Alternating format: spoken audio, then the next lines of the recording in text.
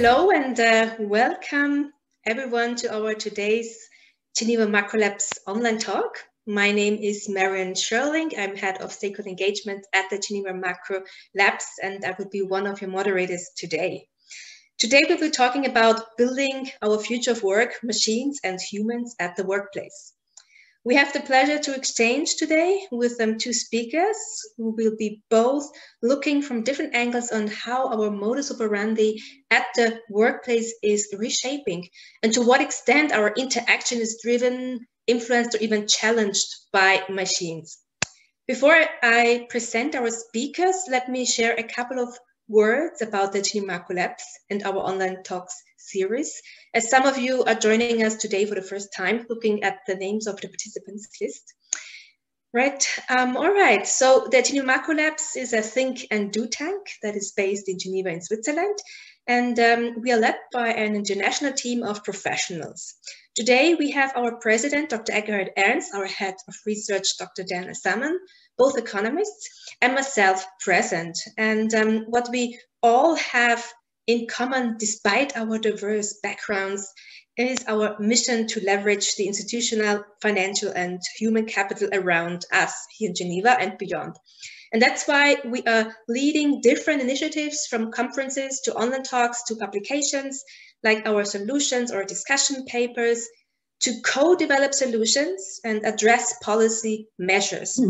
What we do is we focus on how new technology and specific innovation can support the achievement of the Sustainable Development Goals, the SDGs. And most recently, I would like to highlight, we have started an initiative with the working title, the Impact Labs.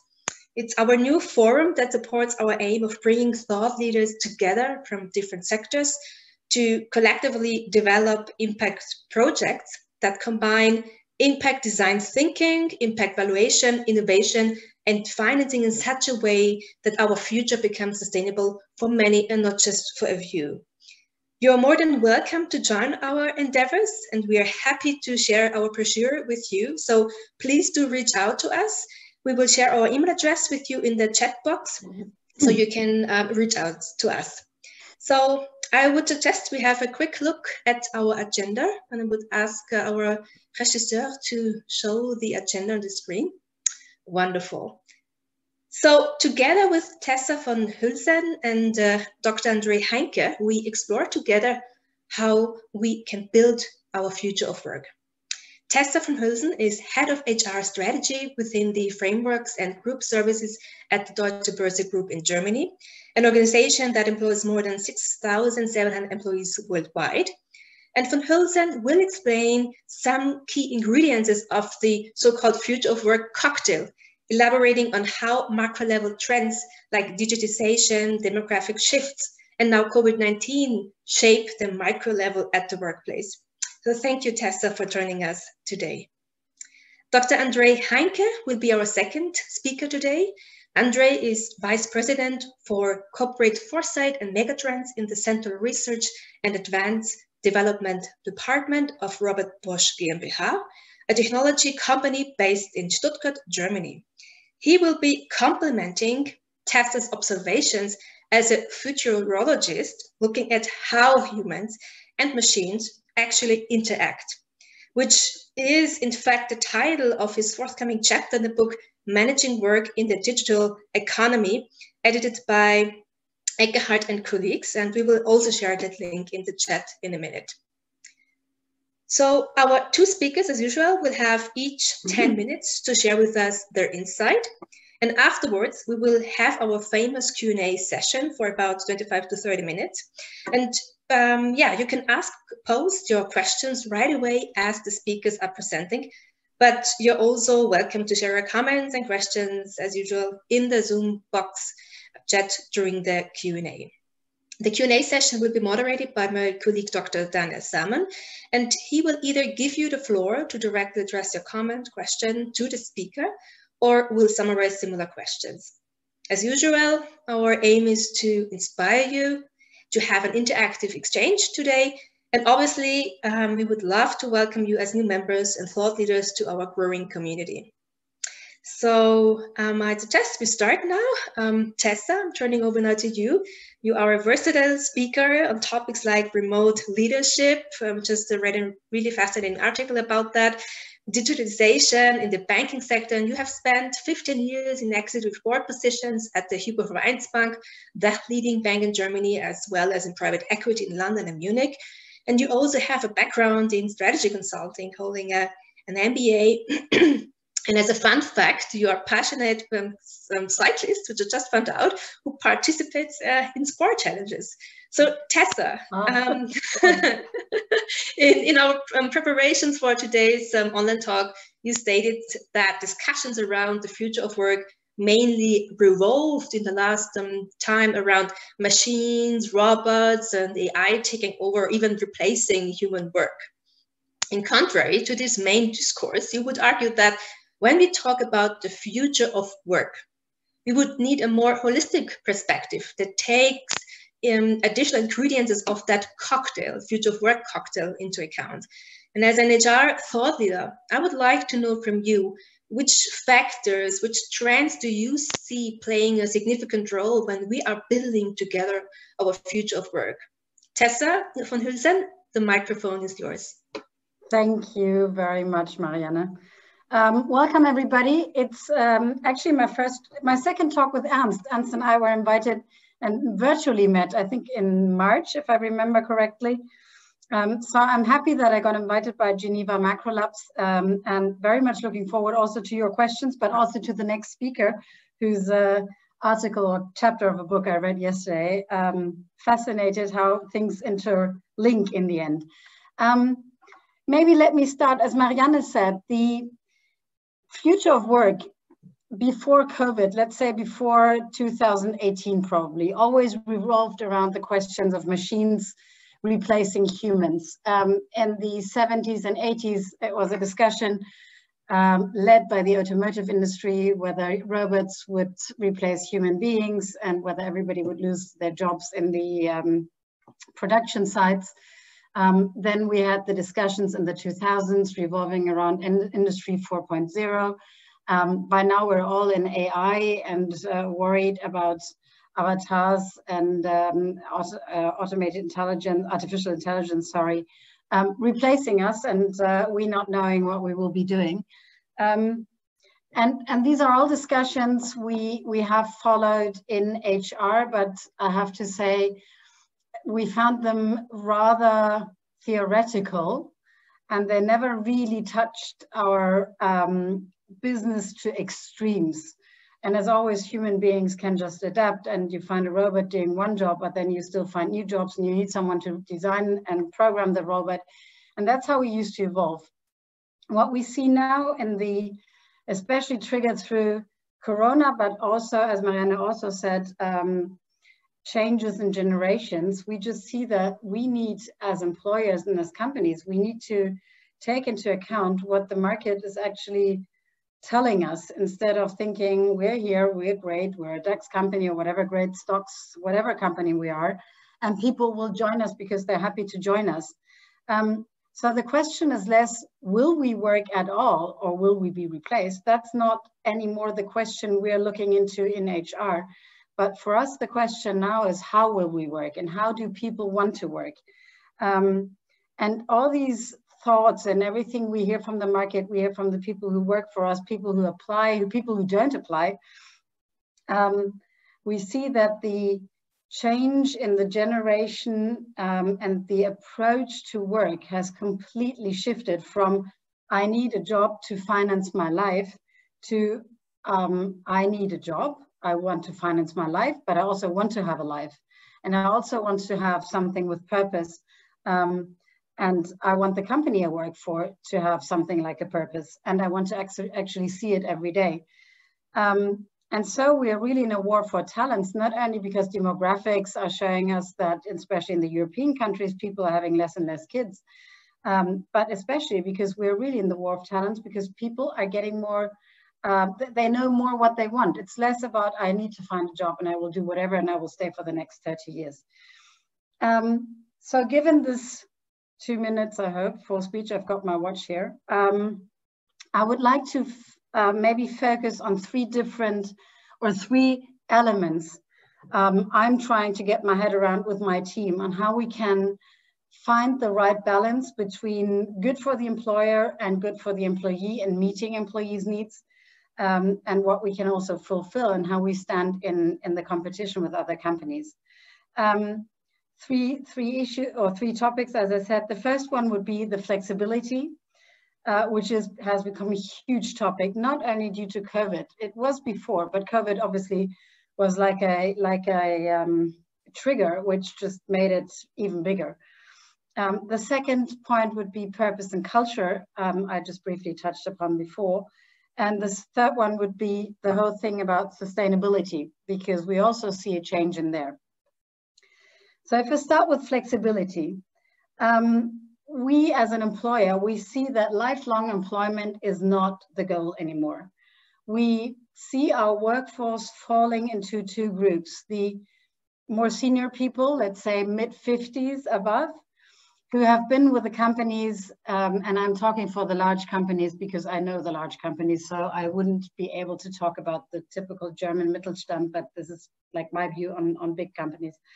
Those are people who've been with us for 40 years, 30 years, basically their whole life. And they can't imagine to work somewhere else. Their ethic is, they somehow become a little bit frustrated because they see that what used to be 30 years ago, I work for this company, I'm proud to work for this company works, looks after me, etc. This looking after employees has become slightly less, I have to say. At least that's what I also see in all big or large German corporates. Due to cost initiatives, due to changing to workforce programs, which keep, if you're on a stock exchange, you have to deliver your numbers. If the income doesn't work, then you have to work on costs. So people who are 55 and above are in the companies slightly frustrated because they see that the times are changing and that they basically can't or don't want to keep up. It's not about cannot keep up, it's about wanting to keep up. We see the juniors who turn up, or younger people, they have a clear expectation. They don't have this lifelong loyalty. They basically say, and the cycles are getting shorter by the generations. They basically say, I want to be in a company which can serve my needs as well. Obviously, I'm clear I need to do my work well, but I want to learn. Lifelong learning has become such a topic, obviously also because digitalization makes our life even faster. And if you can't keep up, you basically lose the ability probably to also follow the trends. But it's all about how can I learn, what value do I have in here? And if they feel that they can't learn, that they can't that they can't grow in the company, people will leave and they will just go to another company. So this CV kind of thing, I need to stay for at least 5 years, or at least whatever, that is gone completely. The other thing we see is people are less prepared to, they want to work with us, but they maybe don't want to move because they've got a family, they've got friends, they've got their home, their life, and they don't want to change that. And up until COVID, I have to admit, I think most of the large German corporates really had difficulties with home office because the culture, and maybe it's a very German thing, I'm not sure, but the culture was very much driven by, do I see my people? How many people do I have? If I have many people, I'm very important. And if I can see them all, I know that they're working. What you don't see is whether somebody is surfing in the internet. So we now see an increased need for flexibility, which we have to answer, because otherwise we will not be able to compete with Google's and Amazon's and Apple and Microsoft and whoever these companies are, the talents want to go to and want to join. So we now see that flexibility is a big thing. We see that lifelong learning is a big thing. And we see that we need to keep our people continuously engaged. Otherwise they will just turn around after 3 years and say, my expectations aren't met, we're leaving. So how do we want to, or what are the things we try to understand? So one is flexibility, as I just said. The second one is purpose and culture. Purpose has become an enormous discussion with especially people below 30. the answer of larger corporates was to get a PR agency and get a nice purpose. The problem with the purpose is normally that people aren't stupid, so you also have to live this purpose, and it can't be only a PR nice internet message which is being used for employer branding purposes more than anything else. People look at the company, they look whether it has a purpose, whether it has an identity, and whether they can find the purpose and the identity within during their daily work. And then they look for their purpose in their job. So it's two kinds of purposes. It's one, does my employer have an identity and a purpose which I believe, which is authentic, which is true, which I can see, and which they live up to? And B, does my job have a purpose, or am I just, could I leave tomorrow and anyone else could do the job? So that is something we need to transmit. And for that, especially if it comes down to the purpose of the job, leadership becomes more and more important, because, we as a company, what is the company? The company is made of people, and people and the leaders are the ones who basically keep our staff going. And they need to be the ones who live up to the purpose, who act as basically showcases, and who can also keep people motivated by explaining and living the purposes on the jobs. With all that, obviously a cultural change needs to come. And we're seeing this as a huge challenge in Deutsche Börse. We are pretty much an international company, but still with German roots. And that means that we're still pretty hierarchical if you ask 30-year-olds or 25-year-olds. And we see that our speed is not fast enough. We see that our decision-making, the central decision-making, doesn't really work and doesn't answer the needs of flexibility and purpose people have. Because people who want to be flexible and who want to work in flexible environments, want to be at home, want to be, I don't know, in the holiday home in France, wherever they are, they can't walk up for a decision every time to their team head. They need to be able to have decisions being taken decentrally. So with the claim for flexibility and purpose, we also need to have a cultural change which needs to go on. And another part of this cultural change, or the third element we're looking into at the moment, is the whole thing about sustainability. And I don't mean the environmental, social, and governmental sustainability. I really mean, how can we keep our staff engaged as long as they work for us? And we can only engage them by finding a possibility to see the talents where they are, to develop them, to make them grow, to give them bigger work packages, but also to integrate the older or the more senior staff by doing things like teams with older senior people, with junior people who are on the way out, handing their job over to more junior people. But we need to keep people lifelong engaged. And that's a big issue at the moment, because it's less about training, but it's more about personal development.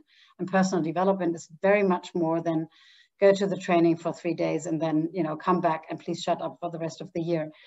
It's a huge challenge for our leaders. So with these three elements, the people claim for flexibility, claim for a purpose, and also claim for lifelong learning, for a sustainability, for employability throughout their life. We actually see ourselves in front of a rather big cultural change, a change in leadership, and actually a change in how we work and what we want our people to, or what we want to be able to offer to our people, apart from the job they can earn money with. How are we organizing this? And maybe I finish with that. At the moment, we set up after COVID, after we sent everybody home on March 16th for 8 weeks and everything worked out perfectly well. We now have a project together, which is a group-wide project where we're looking at, which we call Trust at Work, where we're actually looking at sustainable models for flexible working. So it's not the I'm in home office tomorrow, I'm in home office then in order to fulfill the 50% fill rate or anything. We're really trying to divide our staff by groups. People who have mainly office jobs, who they can do wherever, people who are critical for the functioning of the markets in front of huge computers, where actually it's a lot easier if they are in the office, but we want to give them the flexibility as well to maybe do a home office day. So these are things we're trying to figure out and plan for our workforce. How can we, give them the flexibility, give them a purpose, give them lifelong learning and everything in one nutshell. So actually it's a huge project which is in progress. We don't have the answers yet. It's a lot of trial and error, I have to admit. It's also a lot about trial and error because at the moment with COVID going on, we sometimes just have a whole bunch of people we have to send home because maybe someone had a kid who has corona or a colleague had corona, whatever happens. So we need to be really flexible there. And so it's basically learning by doing. Mm-hmm. The good thing about corona, if there is a good thing to say, I think that it makes slow, large companies faster, because we need to be fast now, because if we keep to our, let's say, old school decision systems, we're not going to win the race. And so at least there's one good thing about it. We finally managed to pick up pace. Thank you. Thank you, Tessa van Tilhuizen. That was really interesting. Thank you for your deliberations. The future of work definitely has seen a turning point with COVID-19 disruptions, and I would say our work landscape will need to adapt in terms of human interaction, the workforce, physical proximity, the workplace, and the third component, the work itself, automation level. And speaking about automation, be it in the field of cognitive technology, AI, or even automation anxiety, our next speaker, Dr. André Heinke, is an expert when it comes to human-machine interaction. His focus are forced activities, which are summarized in the annual Bosch Megatrends report. And he argues that AI is a central component for human-machine interface systems. André, before we turn over to you, I would like to share a couple of words about your background. You are a futurologist at Bosch. You anticipate global megatrends and derive possible changes and risks from them. You have worked for the policy planning department of the German Foreign Ministry in Berlin. You worked at Daimler, Sony in Tokyo, and you have completed your studies at Harvard Kennedy School of Government with an MPA and Free University of Berlin with a PhD. André, now complementing what Tessa van Tilhuizen has shared with us, will working with machines and digital teams become more complex? We can read in the latest WEF report on the future of jobs that they predict by 2025, the time we spent on current tasks at work will be equally spent by humans and machines. So how would you connotate our future human-machine interaction? The microphone is yours. Thank you, Marianne. Let me first say that I found Tessa's words quite authentic and very honest. I think there are more questions, open questions than answers. And this is not a bad thing. You have to be flexible, you have to be open, and you have to find a purpose. I sign off on these totally. And the interesting thing is that it is connected to the definition of who we are and what do we want to achieve, basically. And work is so much more than just earning money or spending time. It defines who we are and how we define ourselves. When we introduce each other, we say our names and often where we come from, as you asked your participants, and then basically you say who you are and what you do, basically, what your profession is. And this is something that is connected to the whole society, to the fabric to the families. It defines chances that you and your family have. Now, if you show the presentation in the background, basically you can skip this and go to the next one. When we talk about rapid technological progress, what is it in fact?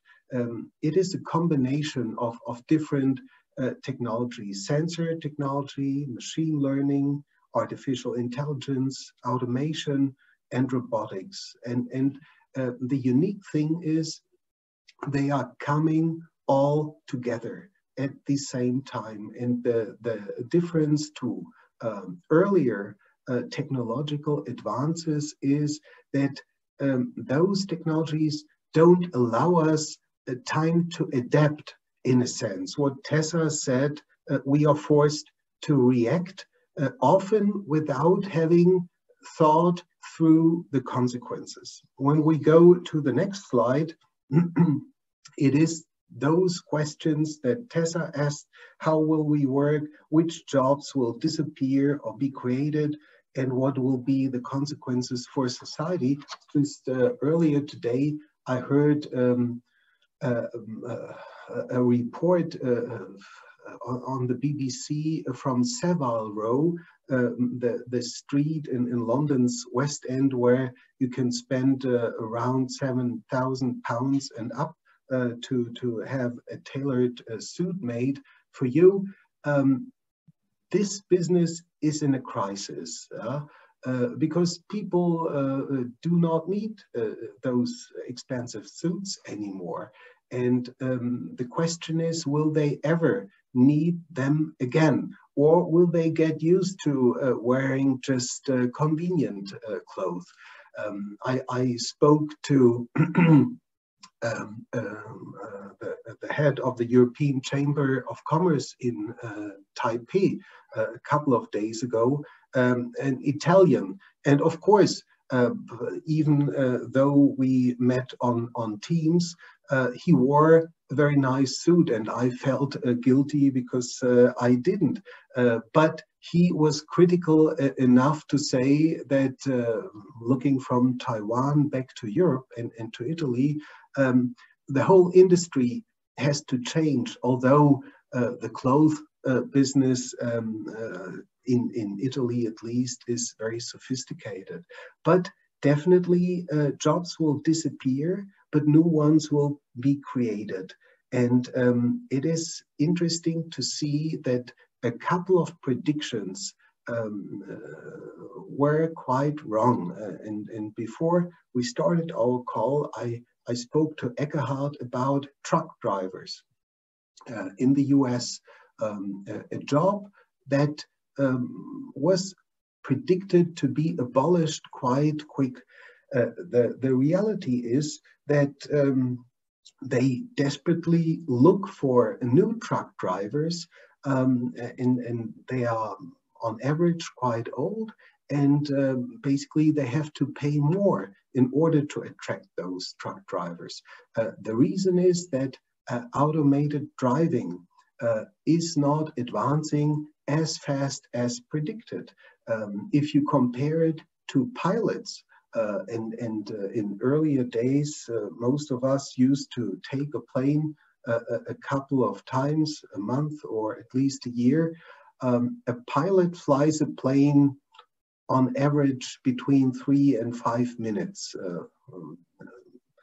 But it was not technology that threatened the jobs of pilots. It was simply that the demand was not there. And if you work for Lufthansa or United or Qantas, you have huge existential problems.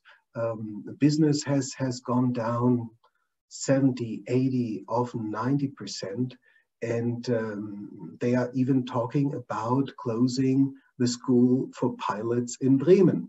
And this is something that technology cannot be blamed for. So when we go to the next slide, we can say that smart machines whatever they are, they can adjust to changing conditions. They can learn and operate autonomously, and they will definitely take over some tasks, but some, not all of them.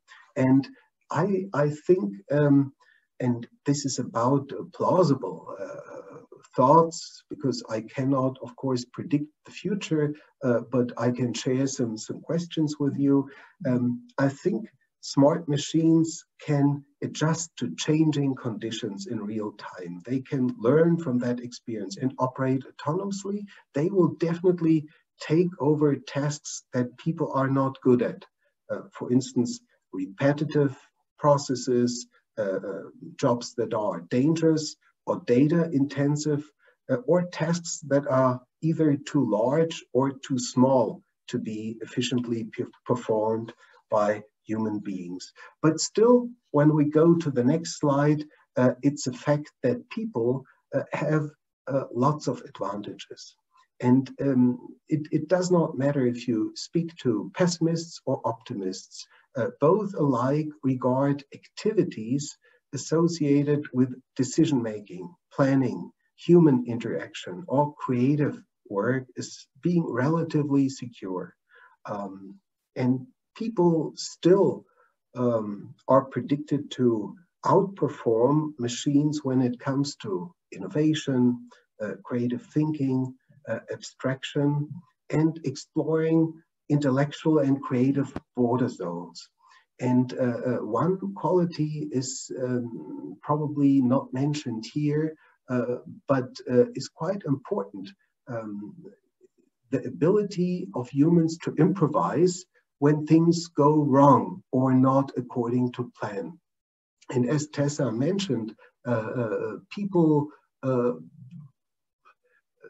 do not come to work for different reasons. And it does not matter if you have a meeting or not. When your child is ill, you have to improvise somehow. Or when you are a single mother or a single father, you have to deal with reality, and reality is messy. So machines are good at routine tasks, but not at improvising. Next, the global aspect.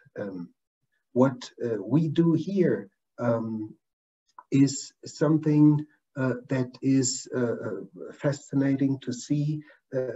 Highly qualified specialists, complex services are being offshored to places with the best value for money, but we have to say cost-driven measures are not sufficient anymore, because as Tessa said as well, resilience is becoming much more important. So it has to be a combination of both cost and resiliency, and you have to say what is vital to you, to your enterprise, to yourself.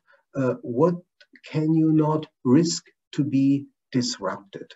The next slide mentions that it's a fact, everything that could be digital will be digitalized, and what can be digitalized can collect data.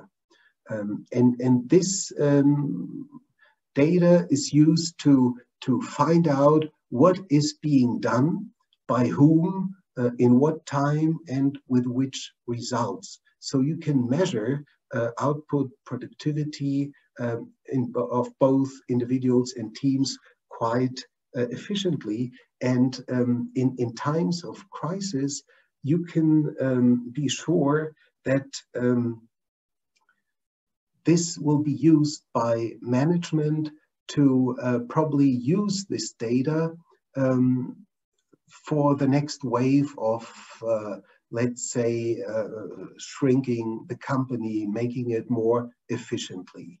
And of course, having data enables you to use it. And some of those platforms, mostly either American or Chinese, are shown on the right-hand corner. Giving something out for free online means that you are the product. This is the famous quote, and the Europeans are not very good at it. You can find SAP down below. So we have to just see that we depend on those platforms.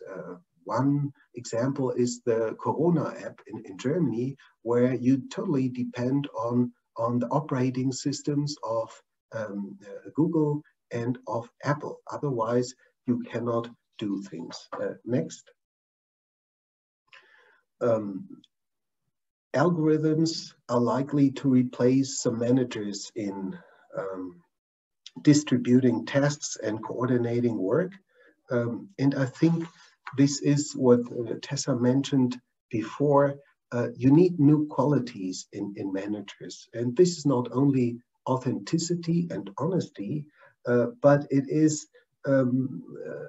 more and more the ability to see things, connect the dots, be creative, and define a strategic ability differently than before, especially if you deal with the war for talents and you have to convince others to work with you. And this cannot be done by hiring some PR hacks, but you have to live it. Yes, indeed. Next. When we talk about the gig economy or the self-employed, we have to see that, of course, savings in the areas of social welfare, pensions, health insurance, they are being privatized while the costs are socialized, and expenditures expenditures by taxpayers overall rise to cover the relevant benefits. This has become obvious in such a crisis such as COVID.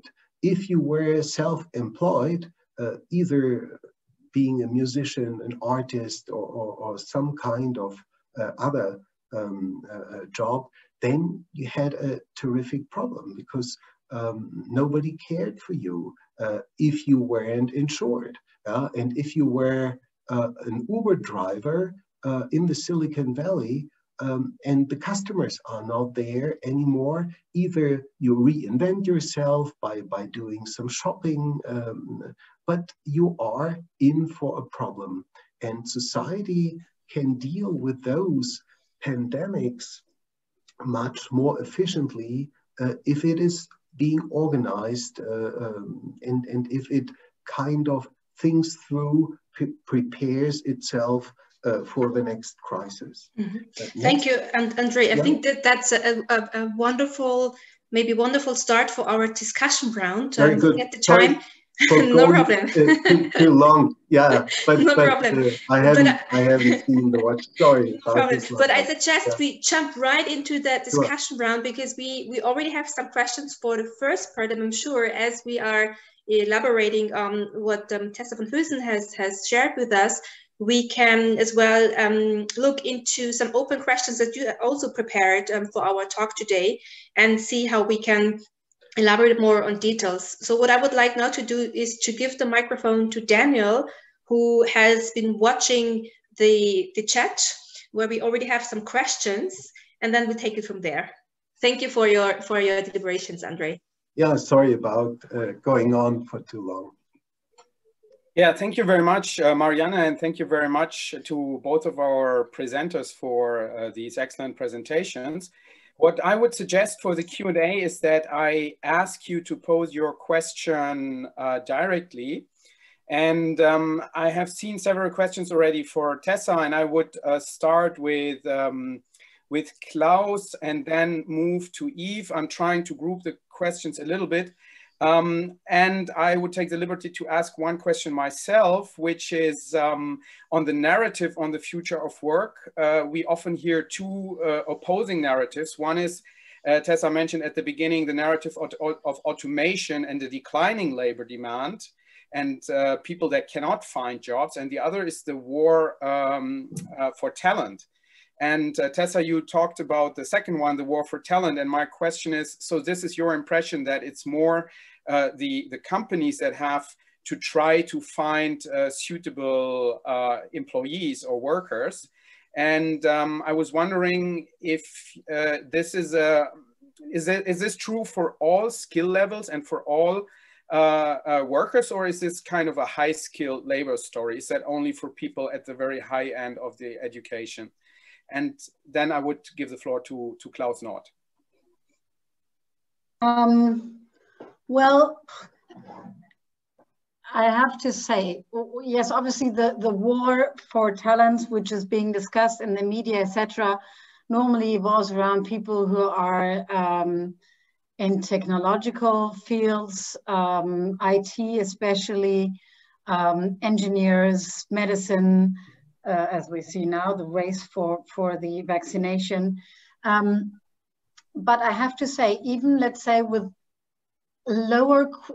jobs which require a lower qualification, like a job in operations, even there, I mean, people, you know, it's important. If I have someone in operations of Deutsche Börse, and that is the person who checks whether all the tax statements which we provide to our customers are correct and have the right address on and the right numbers, etc. This person, it's a repetitive task, yes, but this person needs to understand that it's important, that this task is super important for the customers and for ourselves. So maybe the war for talents with the, let's say, less qualified, I find it difficult to say less qualified, let's say jobs which maybe don't require a huge university degree.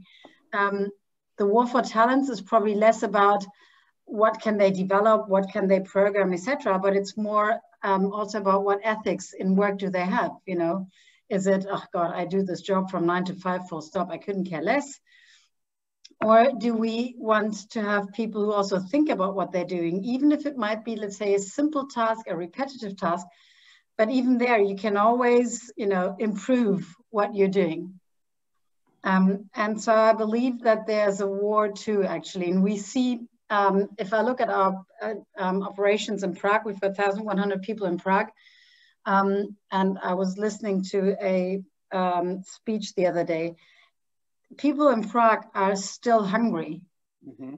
And we just see that even with the people in operations, they have so much more energy and they go into their job and think, how can I make this better? How can I do this? How can I do that?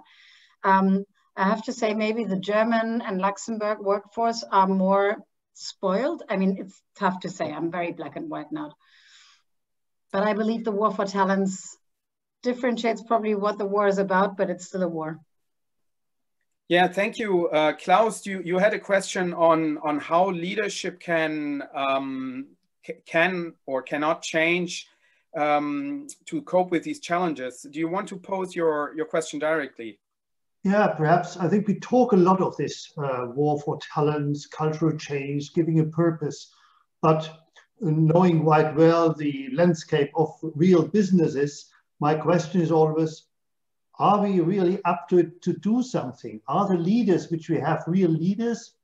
And I think also addressing the point which Andre had, you know, talking about managers who manage the daily business, but not leaders who are able really to change our organization. And I think this is a crucial point, because if you talk about all this cultural change, purpose and whatsoever, I would really say I can't hear it any longer, but because it's so much talk about it at the moment.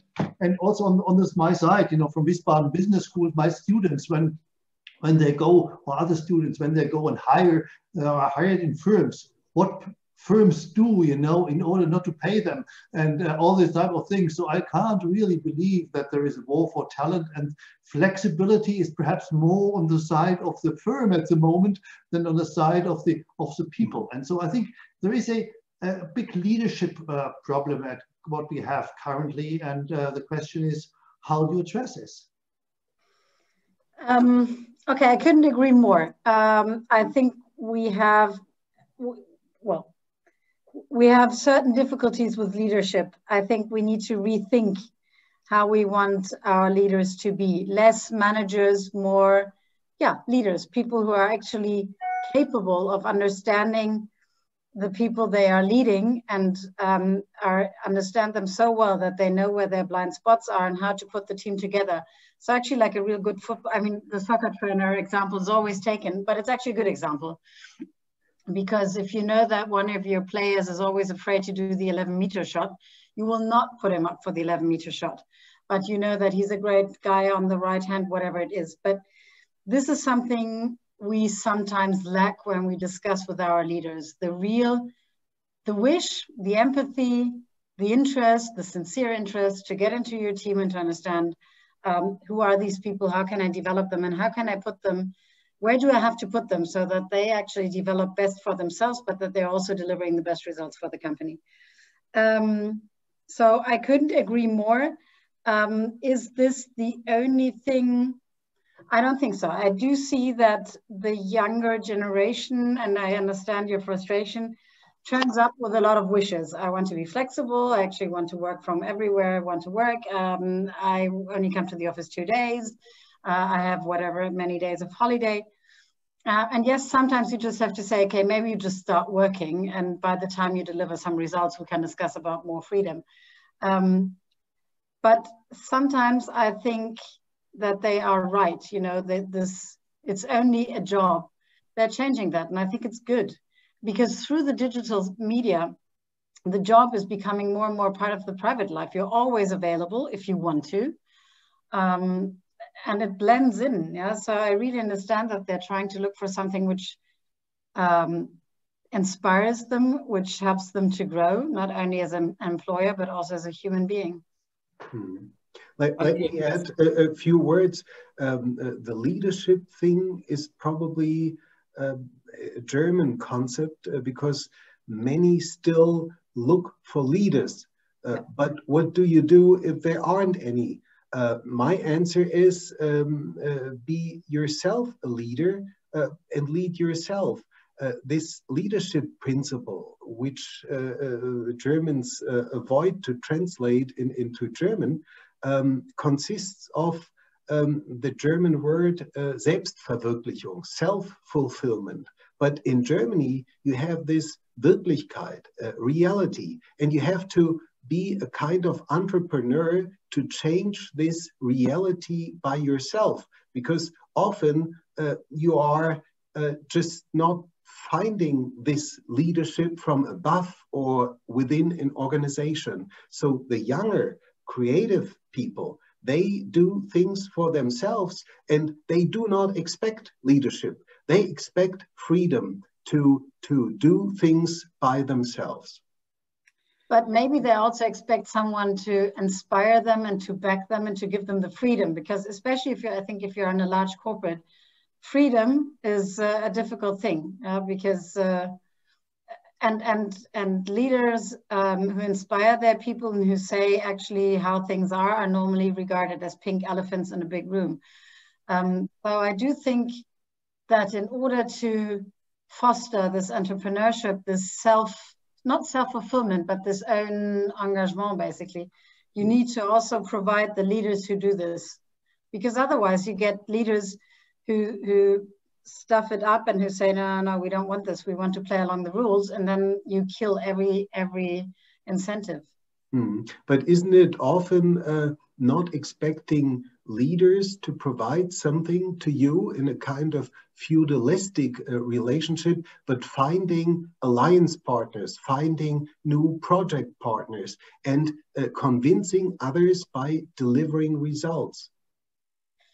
Absolutely. I totally agree. I also think this old leadership hierarchy kind of thing is not gone totally, because this will take another step for corporates, but the working in more and more projects, you see that it is becoming more and more, the agile working style is becoming more and more popular at the moment. And I think even there, everybody's trying out how agile do we want to be and how agile can we be at all.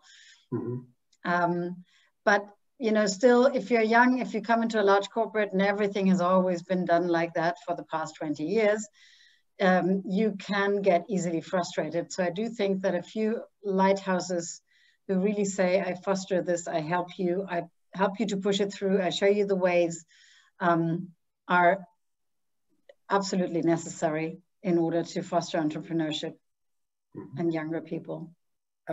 So before I hand over to Eve, who has also a question, which is, I think, very much related to this discussion, I just wanted to ask you if we can stay maybe 5 minutes longer than planned, because we started a little bit later.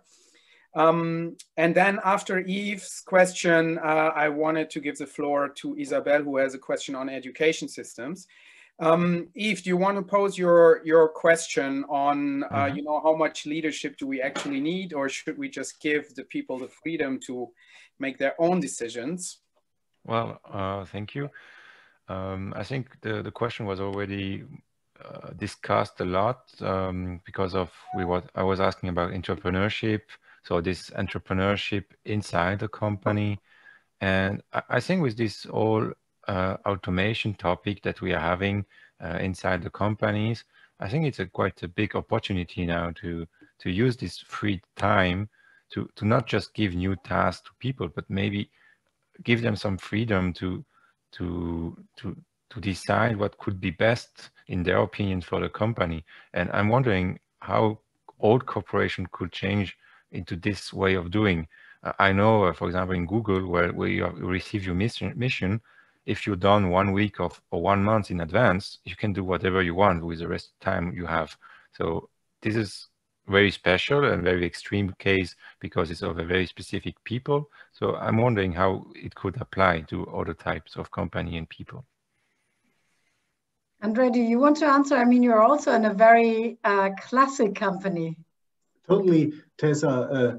The thing is, it depends where you are, and often you can find those hierarchical, old-style environments Tessa described as being the rule of the day.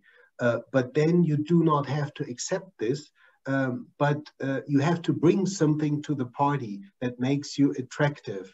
And of course, this new technology enables you to show others your special abilities and to use it working from home, undercover, or just pretending to be in a Zoom call and doing something purposeful in the meantime, enables you to have some results prepared while nobody is expecting this. But then you need to have this entrepreneurial moment and to know to whom to present it and to make a difference, to make a case for a business or a project or something to make a difference.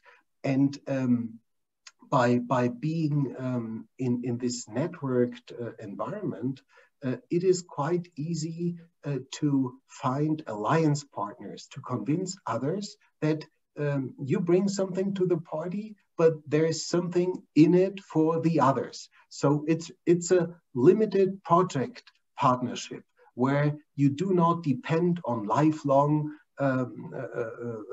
employability and so on, because others will rate you the same way as you and I rate a hotel by the ratings of others. And they will not ask you to which university did you go or where did you work. They'll ask you for your 3 or 4 latest projects, and they will look at the ratings that others gave you.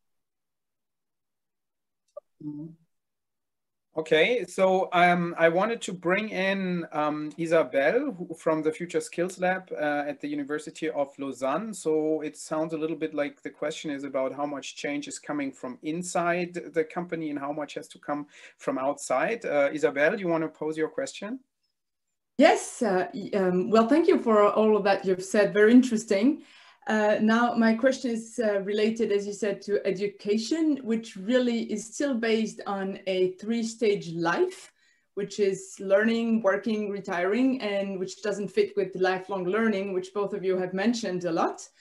So right now I'm wondering, I know that bachelor programs have not been, drastically changed in the last decades. So you as big employers, how do you see the graduates that you get now fresh from university? Are they future proof? If not, what would you change? I mean, the interesting thing is what we just installed a trainee program. We didn't have a trainee program. And I also voted to have it for IT. The fascinating thing, I mean, we are actually an IT company. We've got a third of our staff, more than a third of our staff is in IT, and we actually depend heavily on a functioning technology. The people we see who apply for the trainee are actually mainly, funnily enough, people coming from India, Africa, lots of Eastern Europeans. And I have to say what they have done is amazing. Yeah? They do lots of internships. They go to universities in the States. They go to universities in Germany, because the good thing about German universities is that most of them are for free. But they are extremely open, and they really want to change things, and they want to invent new codes and whatever they want to do. I'm not an IT person, thank God, but so I couldn't even talk about it. But that's IT. I have to say, for the others, sometimes pretty old school as we would see them. Yeah. So what would have to change? I think a lot has to change. Also, the way we sometimes go to all these universities where companies present themselves. And honestly, I studied 30 years ago, and it hasn't changed. The presentations haven't changed. It's frustrating. You go there and you think, my God, it's not 1993, it's 2020. And so I think we are making a mistake, because we're not actually saying what we really need, what we want.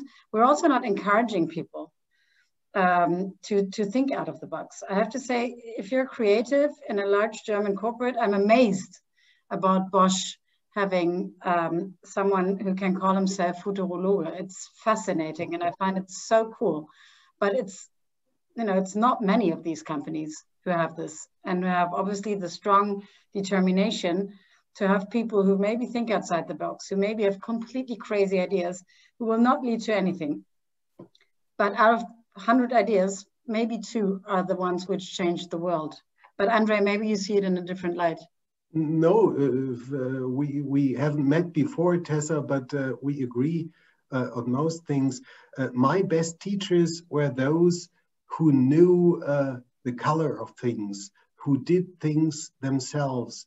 The classic American way, the triangle, going out of business into academia, from academia to politics and back again. Not the professional revolutionaries who from the age of 15 always wanted to become a manager, and this is because they saw it from their parents.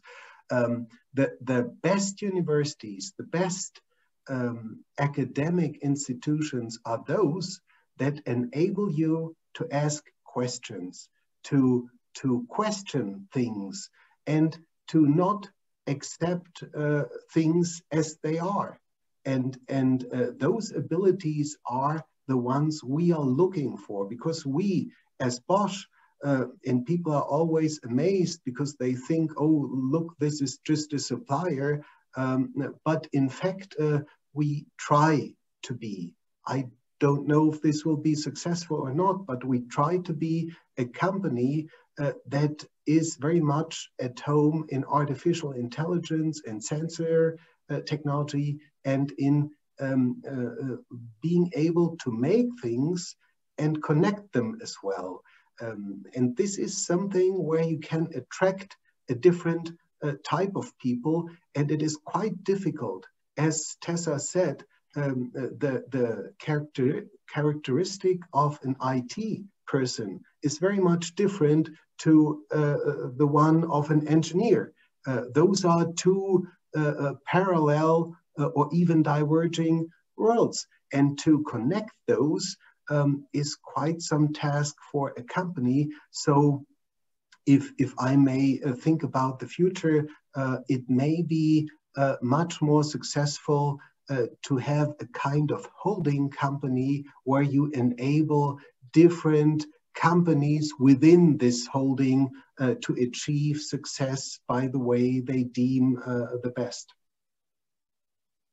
So thank you. Maybe we can take one more question before we close with short answers. Michael asked a question on purpose. I will ask this question on his behalf. So there was, Tessa talked a lot about how important purpose is, and he asked, how do you balance this huge need for purpose from employees with increasing employer optimization and automation? So I understand it. I think Tessa said at some point also, you know, you are at the capital market, you have to bring your numbers. So you are constrained in also economic conditions. And at the other end, you need to satisfy your employees with having a broader purpose. So how do you balance that? Maybe each of you can give briefly your views on that, and then I will hand over back to Marianne. Very good question, actually, because it's not easy. It's exactly the point. So how do we balance it? I mean, as I said, our purpose to basically make the markets of tomorrow safe markets is a nice purpose, but difficult when you see that maybe a cost reduction round is done, or that in investments which should or need to be done are postponed to another year or anything like that. I think we try to motivate people in their teams. So what we really try to say is, leaders, please get out there and please help your people to feel that their work is needed and that their initiative is needed and that we value what they do. It's a hugely difficult task. And this is what I'm saying. The difficulty in creating a purpose and also in having an identity is really to live up to it. It's easy to get a PR agency and create whatever purpose. It's really difficult for a company to have an identity, a purpose which matches the identity, and to live up to it. And that is something where we didn't find the final answer yet. Absolutely. I think people are not dumb. They can tell the difference between a lie and the truth. And if you're honest, they'll understand that sometimes you do not know yourself, but you hold out your hand for probably different answers or trial and error. And as soon as this crisis may not be over, but is a little bit less kind of calling the shots, we will forget probably about some difficulties, but we will remember that we were faced by looking at ourselves, by recognizing what we do and why we do it, and by the shortness of some things that seem to be eternal. It can be over quite quickly and quite soon. And if you realize that this is the old memento mori principle, then that concentrates your mind and your senses.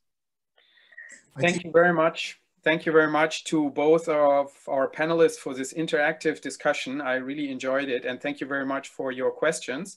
And I'm handing back over to Marianne. Thank you, Daniel. Also, thank you again to Andre and Tessa. That was wonderful. Our time is over for today, but we're back on air next week on Wednesday, December 10th. At the same time, we will look at what's next with populism. We will have Professor Kaufmann from the University of London and Professor Daphne Halicchiopoulou, professor at the University of Reading, with us, and they will discuss the outlook for the populist right after the US election. So please stay tuned. We're now looking forward to stay in touch with you. Share with us your feedback, make a comment on social media, or drop us a line over email. Well, stay well in these turbulent times. In the name of the Geneva Macro Labs, I wish you a great rest of the week. A bientôt, thank you, and goodbye.